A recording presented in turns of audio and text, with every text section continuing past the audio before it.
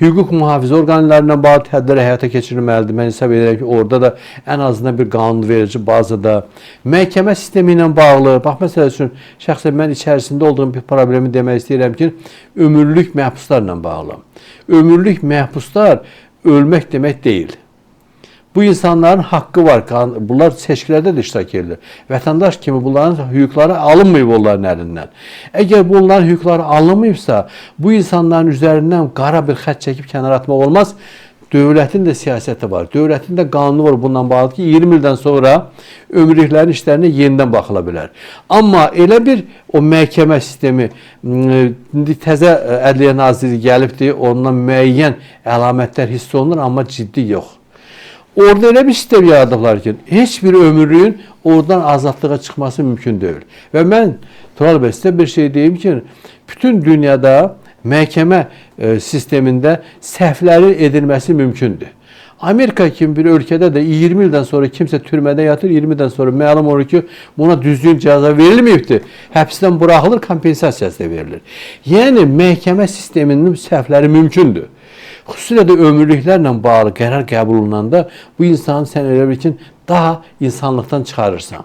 Orada da səhv qərarlar mümkündür. O işin içərisində olduğuma görə mən deyirəm ki, bir nəfərin təsadüfən öldürülməsinə görə kiminsə sifarişi ilə ömürlük verilibdir. Dünyada belə bir şey yoxdur. Azərbaycanda belə bir şey yoxdur. Ən qatil bir neçə nəfəri öldürəndə bir də görürsən ki, 14-15 il iş verirlər.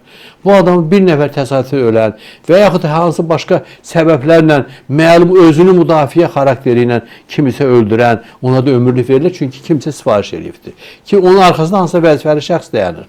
Yəni, söhbət ondan gedir ki, bu ömürlüklərlə bağlı cəmiyyətdə həddindən artıq ciddi bir gözlənti var onların içərisində. Dəfələrlə biz onların hüquqları müdafiə komitəsi ilə də bir 10 ildə, 15 ildə məşğul oluruq. Cənab Prezidentə də Əf komissiyasına müraciətlərimiz olubdur.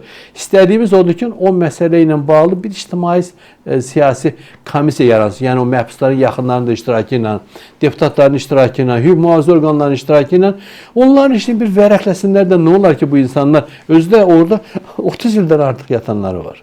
Dünya praktikasında belə bir şey yoxdur. Mən sizin verişlərinizi bilirəm ki, baxırlar, hamısını yüksək səviyyədə baxırlar. Yəni, bu 30 il, 35 il yatanlar var oranın içərisində.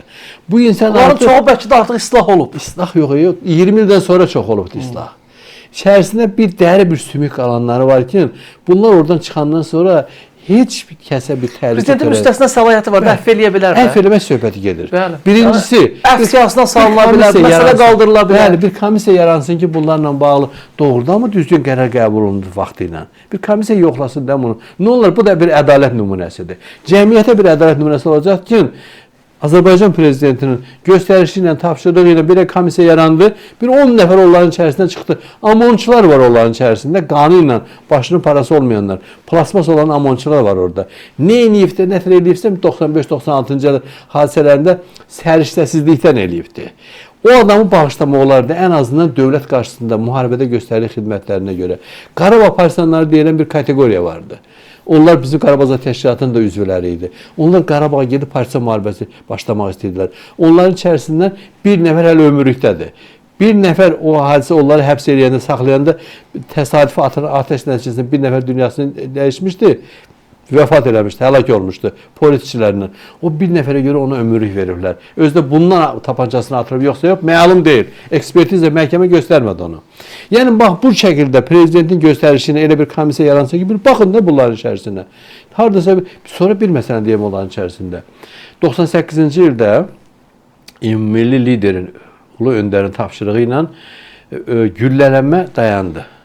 Və güllələnmə verilənlərə müsahibəsi var da Cənab Prezidentin o dövrdə ki, güllələnmə verilənlərin hər birinə o dövrün qanunvericiliyinə uyğun olaraq 15 il müddəti də ən yüksək, 15 il həbs cəzası ilə azad olunsun, əvəz olunsun. Cənab Prezident bunu müsahibəsində dedi, parlament qarşısına çıxışında dedi. Ondan hardasa heç 6 ay keçməmişdi. Parlament qərar çıxartdı ki, yox, onlara ömürlük verilməlidir. Qeyri-qanuni ömürlük, qeyri-qanuni bir qərar kimi verildi. 98-ci o dövrdə. Bu insanların işinə, o çoxu da dünyasını dəyişibdir, orada dəyişdi dünyasını. Qalanlar 65-70 nəfər qalıbdır. Onların işinə təzədən baxılsın. Yəni bu yaxşı bir proses olar, çox yaxşı bir proses olardı.